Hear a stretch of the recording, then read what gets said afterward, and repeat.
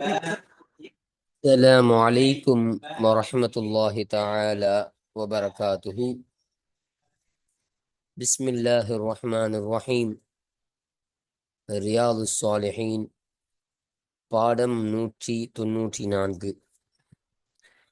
இந்த ரியாது சாலிஹின் கிதாபினுடைய 194ஆம் நாள் பாடத்தில் நாம் அமர்ந்திருக்கின்றோம். இந்த பாடத்தில் பாபு உஜூபி அம்ரி அஹ்லிஹி வ அவுலாதிஹி என்ற தலைப்பின் கீழ் அமையக்கூடிய வரக்கூடிய ஹதீஸுகளை பற்றி நாம் பேசிக்கொண்டிருக்கின்றோம். அல்ஹம்துலில்லாஹ். நம்முடைய ஜாமியா ரகீப் எஜுகேஷனல் ட்ரஸ்டின் மூலமாக பல தீன் சம்பந்தப்பட்ட சேவைகளையும் பல துன்யா சம்பந்தப்பட்ட சேவைகளையும் நாம் செய்து கொண்டிருக்கின்றோம். இந்த சேவைகள் எவ்வித தொய்வின்றி தொடர்ந்து நடைபெறுவதற்காக நீங்கள் துஆ செய்யுங்கள், இன்னும் ஆதரவு தாருங்கள். நன்மையில் ஒன்று சேருவோம், முந்திக் கொள்வோம்.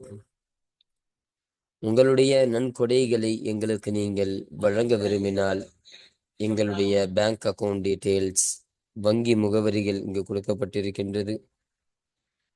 இது அல்லாமல் இங்கு QR ஸ்கேனும் கொடுக்கப்பட்டிருக்கின்றது. இதன் மூலமாக நீங்கள் ஸ்கேன் செய்தும் உங்களுடைய நன்கொடைகளை எங்களுக்கு நீங்கள் தாராளமாக வழங்கலாம். அல்லாஹு தஆலா உங்கள் வாழ்நாளை மென்மேலும் பரக்கத்தானதாக செழிப்பானதாக ஆக்கி வைப்பானாக. ஆமீன் ஆமீன் யா ரப்பல் ஆலமீன். இப்பொழுது இந்த ரியாது சாலிஹினுடைய 194ஆம் நாள் பாடத்துல நாம் 2 ஹதீஸுகளை பற்றி நாம் பேச இருக்கின்றோம்.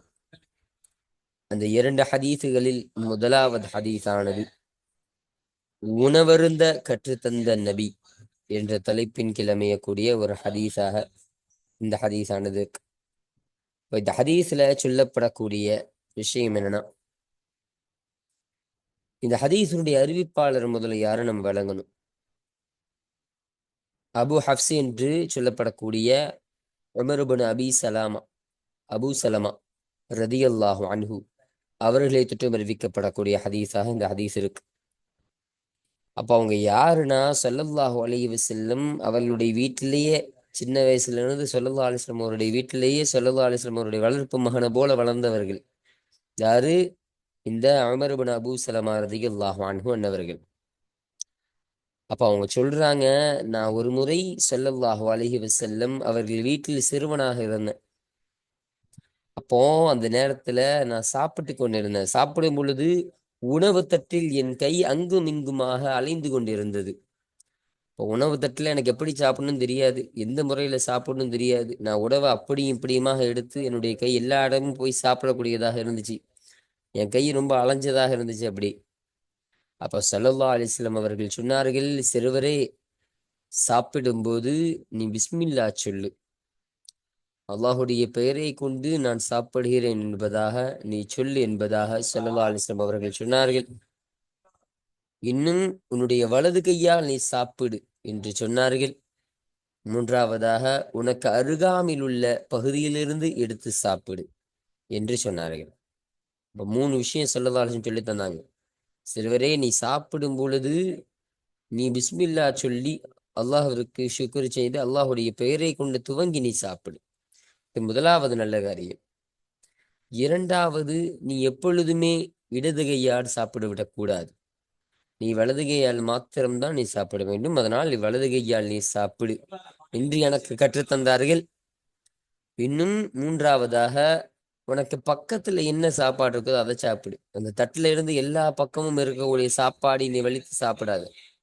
உனக்கு பக்கத்துல அருகாமையில் என்ன இருக்குதோ, அதாவது தட்டுக்கு முன்புறம் என்ன இருக்குதோ அதை கொண்டு வந்து சாப்பிடு. அதை தீர்ந்துருச்சுன்னு சொன்னா மற்ற பகுதியில எடுத்து அந்த ஓரத்துல வச்சு திரும்ப அந்த ஓரத்துல இருந்து எடுத்து சாப்பிடு. அப்ப தத்தினுடைய அந்த அருகில் உள்ள அந்த பகுதியில இருந்து நீ எடுத்து சாப்பிடு என்று ஸல்லல்லாஹு அலைஹி வஸல்லம் அவர்கள் சொன்னார்கள். இப்போ இப்படி ஸல்லல்லாஹு அலைஹி வஸல்லம் அவர்கள் சொன்னதற்கு பின்னர் என்னுடைய பழக்கம் என்பது இப்படியே ஆகிவிட்டது. அப்போ நான் என்னுடைய சாப்பாடை பிஸ்மில்லா சொல்லாம நான் சாப்பிட்டது கிடையாது. என்னுடைய இடது கையால் நான் சாப்பிட்டது கிடையாது. நான் எனக்கு அருகில் உள்ள பகுதியை தவிர வேறு எந்த பகுதியிலிருந்தும் எடுத்து சாப்பிடுறது கிடையாது. அப்ப ஸல்லல்லாஹு அலைஹி வஸல்லம் அவங்க கற்றுத்தந்த அந்த 3 விஷயத்தையும் என்னுடைய வாழ்க்கையில ஒரு அங்கமாக நான் ஆக்கிக் கொண்டேன் என்று அந்த உமர் இப்னு அபூ சலமா ரலியல்லாஹு அன்ஹு அன்னவர்கள் சொல்லக்கூடிய ஒரு ஹதீஸாக இது இருக்கு. அதன் காரணமாக தான் உணவருந்த கற்றுத்தந்த நபி என்ற தலைப்பின் கீழ் இந்த ஹதீஸானது அமையக்கூடியதாக இது இருக்கு. இப்ப அடுத்தபடியாக 2வது ஹதீஸை பாருங்க. ஒவ்வொருவரும் பொறுப்பாளரே என்ற தலைப்பின் கீழ் அமையக்கூடிய ஒரு ஹதீஸாக இருக்கு. இப்ப இந்த ஹதீஸ்ல சொல்லப்படக்கூடிய விஷயம் என்னன்னா, ஸல்லல்லாஹு அலைஹி வஸல்லம் சொன்னார்கள், நீங்கள் ஒவ்வொருவரும் பொறுப்பாளராகவே இருக்கிறீர்கள். ஒவ்வொருவரும் தன்னுடைய பொறுப்பை பற்றி கேட்கப்படுவீர்கள் என்று சொன்னார்கள். இப்போ உங்களுக்கு என்ன பொறுப்பு கொடுத்திருக்கோ அந்த பொறுப்பை குறித்து நீங்கள் கேள்வி கேட்கப்படுவீங்க. நீங்கள் நீதமாக நடந்தீர்களா, அநீதமாக நடந்தீர்களா என்பதை குறித்து நீங்கள் கேள்வி கேட்கப்படுவீங்கன்னா அல்லாஹு தஆலா உங்களை கேள்வி கேட்பான் என்று ஸல்லல்லாஹு அலைஹி வஸல்லம் அவங்க சொல்றாங்க. இன்னும் தலைவரும் பொறுப்புதாரு. ஒரு கூட்டத்துக்கு ஒரு தலைவர் இருக்காரு. அவருக்கு எந்த பொறுப்பும் இல்ல. அவருக்கு கீழே உள்ள ஆட்கள் தான் பார்ப்பாங்க. தலைவர் ஒண்ணுமே பண்ண மாட்டாரா? அவரு பொறுப்புதாரர் கிடையாதா? பொறுப்பாளி கிடையாதான்னு கேட்டா அப்படி கிடையாது. அவரும் ஒரு பொறுப்புதாரரே என்று ஸல்லல்லாஹு அலைஹி வஸல்லம் அவர்கள் சொன்னார்கள். இன்னும் அவரும் தன்னுடைய பொறுப்பை பற்றி கேட்கப்படுவார் என்று ஸல்லல்லாஹு அலைஹி வஸல்லம் அவர்கள் சொன்னார்கள். இன்னும் ஒரு மனிதர் அவருடைய மனைவி குறித்து பொறுப்புதாரராக இருக்கிறார். அப்போ மனைவிக்கு என்ன வேணும்? மனைவியை பாதுகாக்கணும். மனைவிக்கு உடுக்க உடை, உண்ண ஆடை, உடுக்க உடை, உண்ண உணவு, தங்குறதுக்கு இடம் இதெல்லாம் கொடுக்கணுமா இல்லையா? அப்போ மனைவிக்கான அனைத்து பொறுப்பையும் ஏற்கக்கூடியவராக அந்த கணவர் இருக்கிறார். அப்போ அந்த மனைவிக்கான ஒரு பொறுப்பாளர் ஒரு கணவர் என்று ஸல்லல்லாஹு அலைஹி வஸல்லம் அவர்கள் சொன்னார்கள்.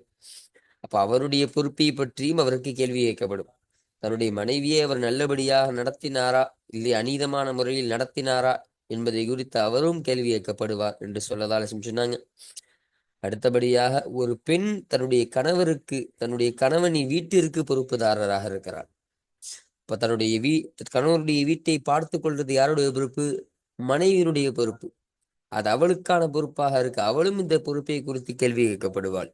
தன்னுடைய வீட்டை முறையாக பார்த்து கொண்டாளா, தன்னுடைய வீட்டில் இருக்க ஆட்களை பாதுகாத்து கொண்டாளா என்ற இந்த கேள்வியை குறித்தெல்லாம் அவளும் கேட்கப்படுவாள் என்று ஸல்லல்லாஹு அலைஹி வஸல்லம் அவர்கள் சொன்னார்கள். இன்னும் ஒரு ஊழியர் தன் எஜமானர் விஷயத்தில் பொறுப்புதாரர் ஆவார். இப்போ ஒரு முதலாளிக்கு கீழே இருக்கிறான்னு சொன்னா அந்த முதலாளிக்கு உண்மையாக இருக்கணும். இந்த முதலாளி இடத்துல நீதமாக நடந்து கொள்ளணும். எந்த ஒரு திருட்டு செயலோ, எந்த ஒரு மோசடி செயலோ எதுவும் அவர் மூலமாக நடந்து விடக்கூடாது. இப்ப நீதமான முறையில் அவர் இருக்கக்கூடியவராக இருக்கணும். அவருக்கும் கேள்வி உண்டு அப்படின்னு சொல்லிட்டு நீங்கள் ஒவ்வொருவரும் பொறுப்பாளரே, நீங்கள் ஒவ்வொருவரும் கேள்வி கேட்கப்படுவீர்கள் என்று ஸல்லல்லாஹு அலைஹி வஸல்லம் அவர்கள் சொல்லி இந்த ஹதீஸை நிறைவு செய்வார்கள். அப்போ இந்த ஹதீஸ்ல சொல்லப்படக்கூடிய செய்தி தான். இப்போ இதன் காரணமாக தான் ஒவ்வொருவரும் பொறுப்பாளரே என்ற தலைப்பின் கீழ் இந்த ஹதீஸானது அமைகின்றது. அப்போ இன்றைய பாடத்துல இந்த 2 ஹதீஸுகளை பற்றி மட்டும்தான் நம்ம பேச இருக்கிறோம். அல்ஹம்துலில்லாஹ். அப்போ இந்த 2 ஹதீஸுகளுக்கான தர்ஜிமாவையும் விளக்கத்தையும் இப்பொழுது நம்ம ஹதீஸ் வாசிக்கும் பொழுது நம்ம பார்ப்போம். அல்ஹம்துலில்லாஹ். இப்ப நம்ம கிதாபை பார்ப்போம். 299வது ஹதீஸ். இந்த ஹதீஸானது ரியாது ஸாலிஹின் கிதாபில் பதிவு செய்யப்படக்கூடிய ஹதீஸ்களுடைய வரிசையின் பிரகாரம் பார்க்கும் பொழுது இது 299வது ஹதீஸாக இது இருக்கின்றது.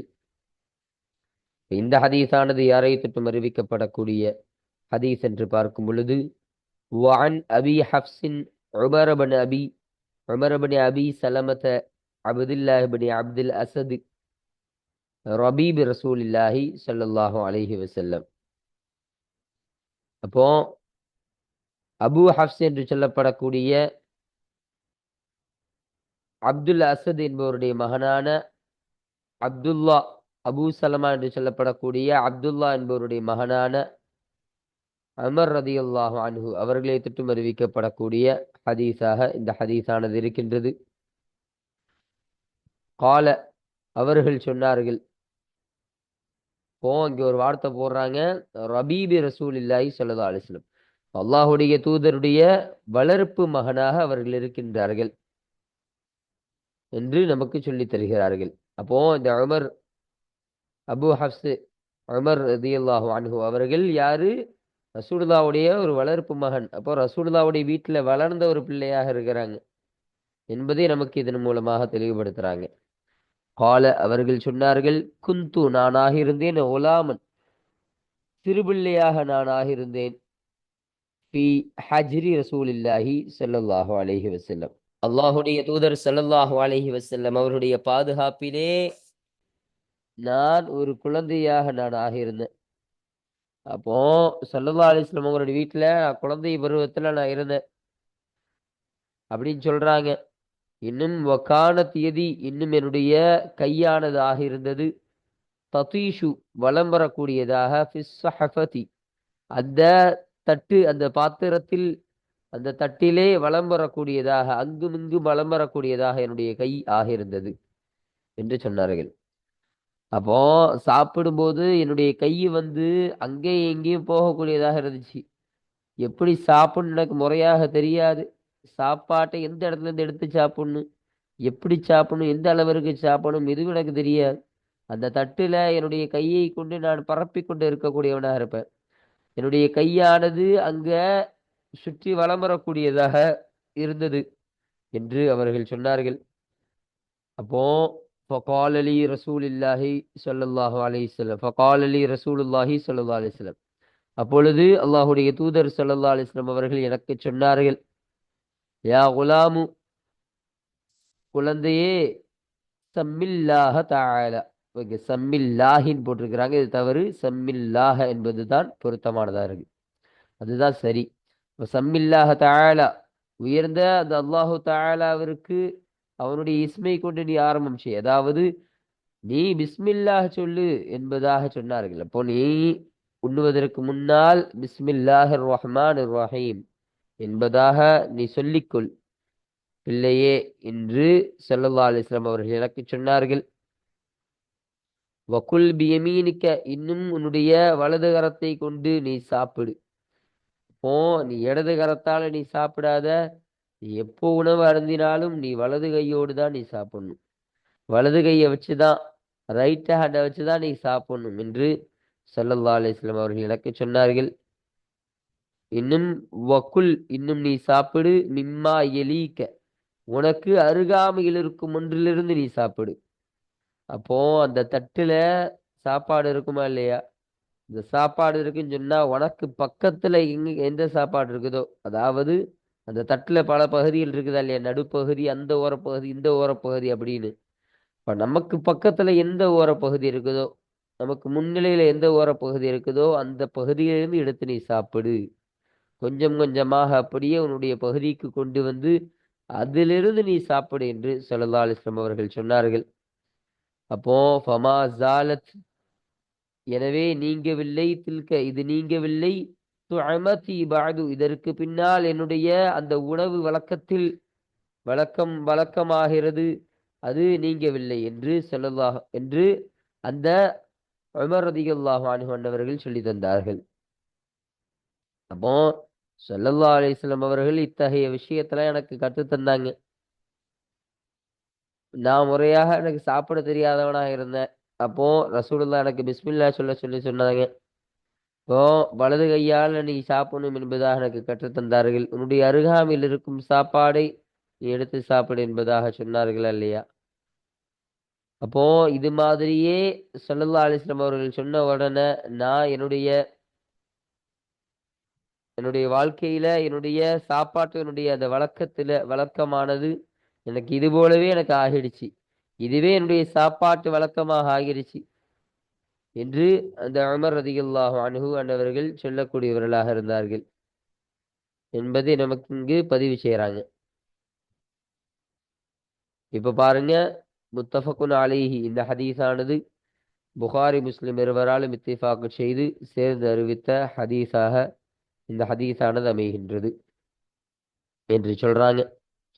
இப்ப இந்த ஹதீஸானது இந்த பாடத்திற்கு கீழே பதிவு செய்யப்படுவதற்கான காரணம் என்னன்னா, ஸல்லல்லாஹு அலைஹி வஸல்லம் அன்னவர்கள் தன்னுடைய வளர்ப்பு மகனான, அதாவது தன்னுடைய வீட்டுல வளர்ந்த அந்த குழந்தைக்கு ஸல்லல்லாஹு அலைஹி வஸல்லம் எப்படி சாப்பிடணும், பிஸ்மில்லா சொல்லு, வலது கையால சாப்பிடு, உனக்கு அருகாமையில் இருக்கும் விஷயத்தை சாப்பிடு அப்படின்னு ஒரு நல்ல காரியத்தை ஸல்லல்லாஹு அலைஹி வஸல்லம் அவர்கள் கற்றுத்தராங்க.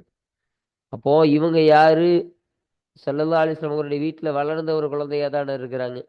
இப்ப ஸல்லல்லாஹு அலைஹி வஸல்லம் அவருடைய வீட்டுல வளர்ந்த குழந்தைன்னா ஸல்லல்லாஹு அலைஹி வஸல்லம் அவர்களுக்கு குடும்பத்தாரா இவங்க?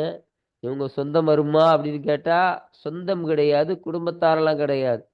ஆனால் ஸல்லல்லாஹு அலைஹி வஸல்லம் அவருடைய பொறுப்புல இருக்கக்கூடியவர்களாக இருக்கிறாங்க இல்லையா? இப்போ தான் வீட்டுல வளரக்கூடிய ஒரு குழந்தைக்கு யாரு பொறுப்பு? நம்ம தான் பொறுப்பு. அப்ப அப்படி இருக்க ஸல்லல்லாஹு அலைஹி வஸல்லம் அவருடைய வீட்டுல வளர்ந்த ஒரு பிள்ளையாக அவங்க இருக்கிறாங்க. அதனால ஸல்லல்லாஹு அலைஹி வஸல்லம் அவர்கள் தான் இவர்களுக்கு பாதுகாப்பு கொடுக்கவர்களாக இருக்கிறாங்க. அவர்கள்தான் இவர்களுக்கான இவர்களோ இவர்களை பார்த்து கொண்டு இவர்களை பராமரிக்கக்கூடியவர்களாக இருந்தார்கள். அப்போ அப்படி தனக்கு கீழாக இருக்கக்கூடிய தன்னுடைய பொறுப்புல இருக்கக்கூடிய அந்த நபர்களுக்கு நன்மையை ஸல்லல்லாஹு அலைஹி வஸல்லம் அவர்கள் ஏவி தராங்க. இந்த சாப்பாடு சாப்பாடு விஷயத்துல நன்மையை ஏவி தருகிறார்கள், ஒழுக்கத்தை ஏவி தராங்க. அப்ப இதன் காரணமாக தான் இந்த பாடத்தின் கீழே இந்த ஹதீஸானது பதிவு செய்யப்படுவதற்கான காரணமாக இது அமைகின்றது என்று நமக்கு சொல்றாங்க. இப்ப பாருங்க, இந்த ஹதீஸ்ல சொல்லப்பட்ட ஒரு வார்த்தை, அந்த வார்த்தைக்கான அர்த்தத்தை நம்ம சொல்றாங்க. ததீஷு, இன்னும் அந்த ததீஷு என்ற இந்த வார்த்தையாகிறது சொல்லாகிறது. ததூரு, வலம் வரும். ஃபீ நவாஜிஸ் ஸஹஃபதி, அந்த தட்டினுடைய ஓரங்களிலே வலம் வரக்கூடியதாக இருக்கும். அப்ப என்னுடைய கை வலம் வரக்கூடியதாக ஆகிறது என்று சொன்னாங்களா இல்லையா? தன்னுடைய அந்த ஓரத்துல எங்க போறது தெரியாம என்னுடைய கை அங்கும் இங்குமாக சுற்றித் திரியக்கூடியதாக இருக்கும் என்ற அர்த்தத்திற்கு ததீஷ் என்பது வரக்கூடியதாக இருக்கும் என்பதை நமக்கு சொல்றாங்க. அப்போ 299வது ஹதீஸை நம்ம பார்த்தாச்சு. அடுத்தபடியாக இந்த 300வது ஹதீஸை நம்ம பார்ப்போம்.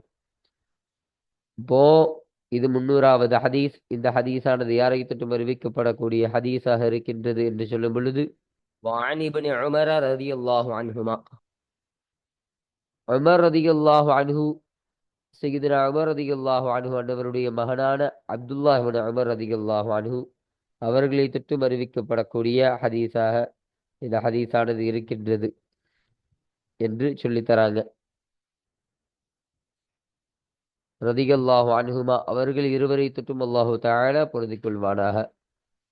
அப்போ இந்த ஹுமாவுடைய லமீரு ஒன்று அமீருல் முஃமினீனான உமர் ரதியல்லாஹு அன்ஹு அன்னவர்களை பார்த்து செல்லக்கூடியதாக இருக்கு. மற்றொன்று அவர்களுடைய மகனான அப்துல்லா ரதியல்லாஹு அன்ஹு அவர்களை பார்த்து செல்லக்கூடியதாக இருக்கு. அப்போ அவர்கள் இருவருமே சஹாபியாக இருக்கிறாங்க. கால, அந்த இப்னு உமர் ரதியல்லாஹு அன்ஹு சொன்னார்கள், சமிஅத்து ரசூலல்லாஹி ஸல்லல்லாஹு அலைஹி வஸல்லம், அல்லாஹ்வுடைய தூதர் ஸல்லல்லாஹு அலைஹி வஸல்லம் அவர்களிடத்தில் நான் கேட்டேன், நான் செவியுற்றேன். யகூலு, அவர்கள் சொல்வதாக நான் செவியுற்றுள்ளேன். அப்போ ஸல்லல்லாஹு அலைஹி வஸல்லம் அவங்க சொல்ல நான் கேட்டு இருக்கிறேன் என்று சொன்னார்கள். என்னன்னு பாருங்க, குல்லுக்கும், உங்களில் ஒவ்வொருவரும் ராயின், பொறுப்புதாரியாக இருக்கிறார். வகுல்லுக்கும், இன்னும் உங்களில் ஒவ்வொருவரும் மஸ்ஊலுன், கேட்கப்படக்கூடியவராக இருக்கிறார். அன் ரஅய்யதிஹி, தன்னுடைய பொறுப்பை குறித்து தன்னுடைய பொறுப்பை தொட்டும் அவர் கேட்கப்படக்கூடியவராகவும் இருக்கிறார் என்று ஸல்லல்லாஹு அலைஹி வஸல்லம் அவங்க சொன்னாங்க. அப்போ உங்கள் ஒவ்வொருவரும் பொறுப்புதாரியாக இருக்கிறீர்கள். அப்போ உங்களுக்கு இந்த உலகத்துல ஏதோ ஒரு பொறுப்புக்கு, ஒரு சின்ன பொறுப்புக்காவது நீங்கள் அமைக்கப்பட்டவராக இருப்பீங்க. இதற்கு நீங்கள் தான் பொறுப்பு என்பதாக அல்லாஹு தாலா ஏதாவது ஒரு பொறுப்பை உங்களுக்கு தந்தவனாக இருப்பான். இல்ல அல்லாஹு தாலா உங்களுக்கு பிறகு தரக்கூடியவனாக இருப்பான். அப்போ நீங்கள் ஒவ்வொருவரும் பொறுப்புதாரியாக ஆகக்கூடியவர்களாக இருக்கிறீர்கள். அதே மாதிரியே நீங்கள் ஒவ்வொருவரும் அந்த பொறுப்பை குறித்து கேட்கப்படக்கூடியவர்களாக இருக்கிறீங்க. அப்போ உங்களுக்கு தந்த அந்த பொறுப்பு, அது சின்ன பொறுப்பாக இருக்கலாம், பெரிய பொறுப்பாக இருக்கலாம். இந்த நாட்டுக்கே ஜனாதிபதியா இருக்கக்கூடிய ஒரு நிலைமையா இருக்கலாம். இல்ல ஒரு சாதாரண ஒரு வீட்டுக்கு ஒரு தலைவராக இருக்கக்கூடிய ஒரு பொறுப்பாக இருக்கலாம். அப்போ அந்த பொறுப்பை தொற்றும் நீங்கள் கேள்வி கேட்கப்படுவீங்க. அந்த பொறுப்பை நீங்கள் எப்படி முறையாக நீங்கள் செய்தீர்கள்? அதை நல்ல முறையில செஞ்சீங்களா? அதை தீயதான முறையில செஞ்சீங்களா? அதை அதை நீதமான முறையில செஞ்சீங்களா? இல்ல அநீதமான முறையில செஞ்சீங்களா? என்பதை குறித்தெல்லாம் கேள்வி கேட்கப்படுவீங்க. என்பதை குறித்தெல்லாம் அல்லாஹு தஆலா கேட்கக்கூடியவனாக இருக்கிறான். கேட்டு நீங்கள் அதை முறையாக செய்திருந்தால் அதற்கான நன்மைகள், கூலிகளை அல்லாஹு தஆலா உங்களுக்கு வழங்கக்கூடியவனாக இருக்கிறான். அப்படி நீங்கள் அந்த பொறுப்புல அநீதம் செய்தவராக இருந்தீர்கள் என்று சொன்னால் அல்லாஹு தஆலா உங்களுக்கு தண்டனை கொடுக்கக்கூடியவனாக இருக்கிறான் என்பதையும் ஸல்லல்லாஹு அலைஹி வஸல்லம் அவர்கள் இதன் மூலமாக சொல்லித் தருகிறார்கள். இன்னும் சொல்றாங்க, அல் இமாமு இன்னும் தலைவராகிறவர் ராயின் அவரும் ஒரு பொறுப்பாளியாக இருக்கிறார். மஸ்ஊலும் இன்னும் கேட்கப்படக்கூடியவராக இருக்கிறார். அன் ரஅய்யத்திஹி அவர் தன்னுடைய அந்த பொறுப்பை விட்டும் பொறுப்பை தொட்டும் கேட்கப்படக்கூடியவராகவும் இருக்கிறார். அப்போ ஒரு தலைவர் இருக்கிறாரு, ஒரு ஒரு வீட்டுக்கு ஒரு தலைவர்னு வச்சுப்போம், இல்ல ஒரு தெருவுக்கு ஒரு தலைவர், இல்ல ஒரு பள்ளிக்கு ஒரு தலைவர், இல்ல ஒரு ஊருக்கு ஒரு தலைவர்னு வச்சுப்போம்.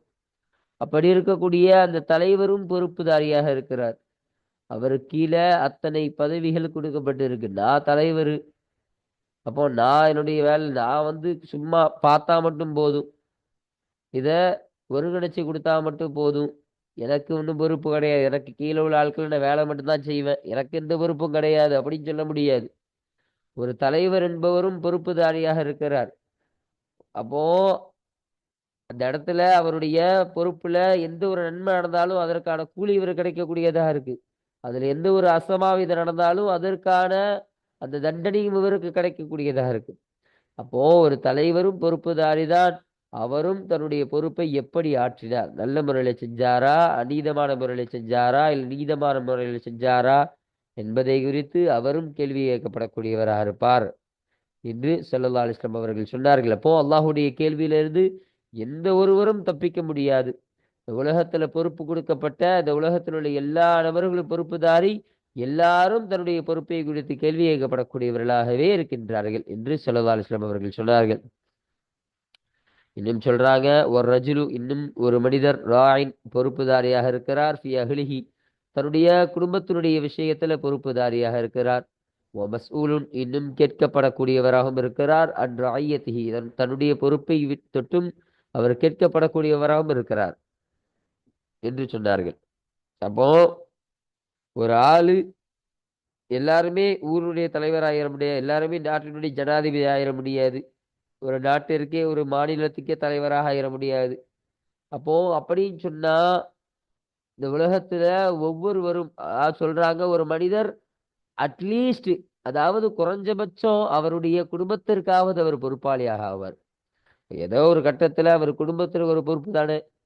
ஒரு ஆண் இருக்கிறாரு, அந்த ஆண் குழந்தையாக இருக்கும் பொழுது அவங்க வாப்பா அவருக்கு பொறுப்பாளியா இருப்பாங்க. இப்போ உங்க வாப்பா அம்மாலாம் வயசானதுக்கு அப்புறம் இவருக்கு ஒரு வயசு வந்ததுக்கு அப்புறம் இவர் அந்த குடும்பத்திற்கு பொறுப்பு இருக்கக்கூடியவராக இருப்பார். அந்த குடும்ப தலைவராக இவர் ஆகக்கூடியவராக இருப்பார். அப்போ அவங்க இருக்கக்கூடிய காலத்திலேயே அவருடைய மனைவியும் ஒரு பொறுப்புதாரி தானே. அப்படி இருக்கக்கூடியவர்களாக இருப்பார். அப்ப இவங்க சென்றுட்டாங்கன்னு சொன்னா அவர் மனைவி ஒரு குடும்ப தலைவியாக ஆகணும். அப்போ அந்த மனைவி குடும்ப தலைவியாக ஆகக்கூடிய ஒரு வாய்ப்பு இருக்கு. அப்போ எல்லாருமே எப்படி பார்த்தாலும் ஒரு குடும்பத்திற்காவது அட்லீஸ்ட் குறைஞ்சபட்சம் ஒரு குடும்பத்திற்காவது பொறுப்பாளியாக இருப்பார். அப்போ அவரும் அந்த பொறுப்பை தொட்டு ஒரு சாதாரணமான குடும்ப பொறுப்பு தானே, அதெல்லாம் தொட்டு அல்லாஹ் கேட்க மாட்டான். பெரிய பெரிய பதவிக்கு தான் அல்லாஹு தாலா கேட்பான். அப்படி நீங்க நினைச்சிடாதீங்க. அந்த குடும்பத்துல செய்யக்கூடிய அந்த குடும்பத்தினுடைய விஷயத்துல நீங்கள் செய்யக்கூடிய அந்த நீதமாக நடக்கிறீர்களா அநீதமாக நடக்கிறீர்களா என்பதை குறித்தும் நீங்கள் கேள்வி கேட்கப்படக்கூடியவர்களாக இருக்கிறீங்க என்று ஸல்லல்லாஹு அலைஹி வஸல்லம் அவர்கள் சொன்னார்கள். இன்னும் சொல்றாங்க, ஒல் மர்அத்து இன்னும் ஒரு பெண் ராயியத்துன் அவளும் ஒரு பொறுப்புதாரியாக இருக்கிறாள். ஃபி பைத்தி ஜௌஜிஹா தன்னுடைய கணவருடைய அந்த வீட்டினுடைய விஷயத்தில் அவள் ஒரு பொறுப்புதாரியாக இருக்கிறாள். அப்போ தன்னுடைய கணவருடைய வீட்டை பார்த்து கொள்ளக்கூடிய பொறுப்பு யாருக்கு இருக்கு? மனைவிக்கு இருக்கு. அப்ப அந்த வீட்டுல யாரும் அனுமதி இல்லாம நுழைஞ்சிடக்கூடாது. அந்த வீட்டை யாரும் அசுத்தப்படுத்தி விடக்கூடாது. நம்ம வீடு அசுத்தமா இருக்குன்னு சொன்னா அதை நீட் பண்ணி அதை சுத்தப்படுத்த வேண்டும்.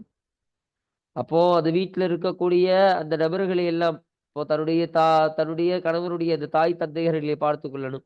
அந்த வீட்டுல இருக்கக்கூடிய அனைத்து தேவைகளையும் பூர்த்தி செய்து கொடுக்கணும். அந்த வீட்டுல இருக்கக்கூடிய தன்னுடைய பிள்ளைகளை பார்த்து கொள்ளணும். அப்ப அந்த வீட்டை சார்ந்த என்னென்ன வேலை இருக்குதோ எல்லாத்திற்கும் அவள் பொறுப்புதாரியாக இருக்கிறாள்.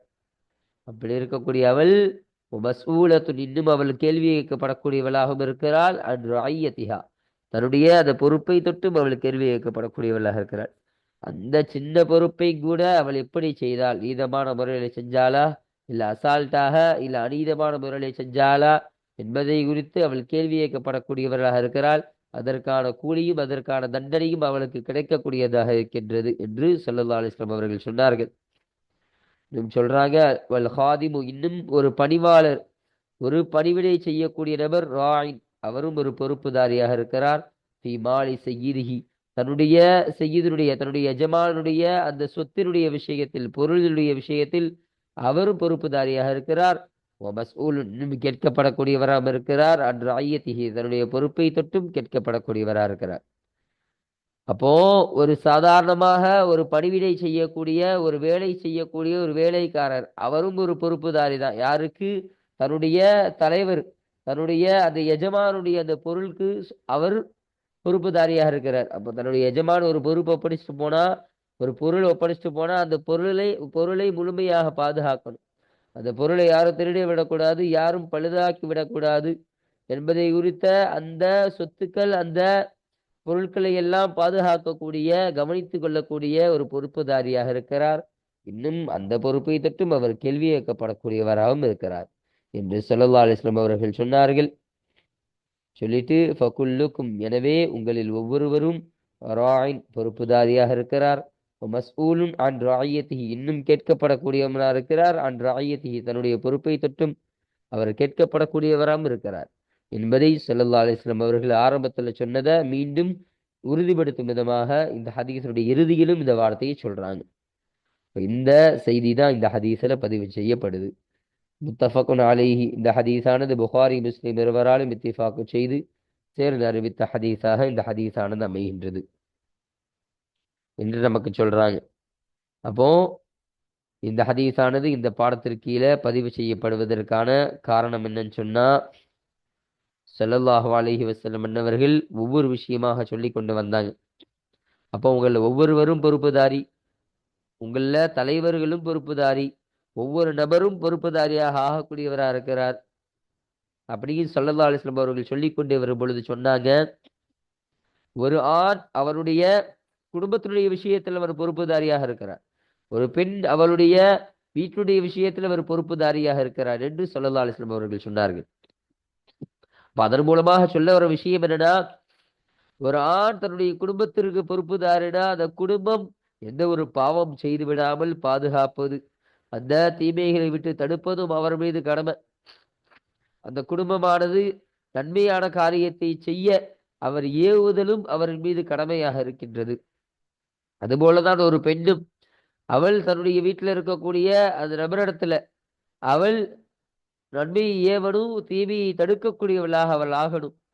அதமை போதிக்கக்கூடியவளாக, ஒழுக்கத்தை பேணி நடக்க சொல்லக்கூடியவர்களாகவும் அவள் ஆகணும். அப்படியெல்லாம் அவர்கள் ஆக வேண்டும் என்று ஸல்லல்லாஹு அலைஹி வஸல்லம் அவர்கள் சொன்னார்கள். அப்போ அந்த பொறுப்பை தொட்டும் அல்லாஹு தஆலா இதையும் தொட்டும் கேள்வி கேட்கக்கூடியவனாக இருக்கிறான். அவர் நன்மையை ஏவி தந்தாரா, தீமையை தடுத்து தந்தாரா, தாம் மட்டும் நன்மையை செய்து கொண்டு தீமையில தவிர்த்து கொண்டு இல்லாமல் தன்னுடைய குடும்பத்தையும் அப்படி நன்மையை ஏவி தீமையை தடுத்து கொண்டு சொன்னாரா என்பதை குறித்து அல்லாஹு தஆலா கேள்வி கேட்கக்கூடியவனாக இருக்கிறான் என்ற ஒரு விஷயத்தை ஸல்லல்லாஹு அலைஹி வஸல்லம் அவர்கள் இந்த ஹதீஸில் சொல்வதன் காரணமாக தான் இந்த ஹதீஸானது இந்த பாடத்திற்கு கீழே பதிவு செய்யப்படுவதற்கான காரணமாக இது அமைகின்றது. அல்ஹம்துலில்லாஹ். அப்போ இன்றைய பாடத்தில் இந்த 299 இந்த 300வது ஹதீஸ் என்ற இந்த 2 ஹதீஸுகளுக்கான தர்ஜுமாவின் விளக்கத்தையும் நம்ம முழுமையாக பார்த்தோம். அல்ஹம்துலில்லாஹ். இப்போ அடுத்த பாடத்தில் இன்ஷா அல்லாஹ் இந்த 301வது ஹதீஸை குறித்தான செய்திகளை பற்றி இன்ஷா அல்லாஹ் நம்ம அடுத்த பாடத்தில் நாம் பேசுவோம். வாஹிர் தஅவானா அனில் ஹம்துலில்லாஹி ரப்பில் ஆலமீன். அஸ்ஸலாமு அலைக்கும் வரஹ்மத்துல்லாஹி தஆலா வபரகாத்துஹு.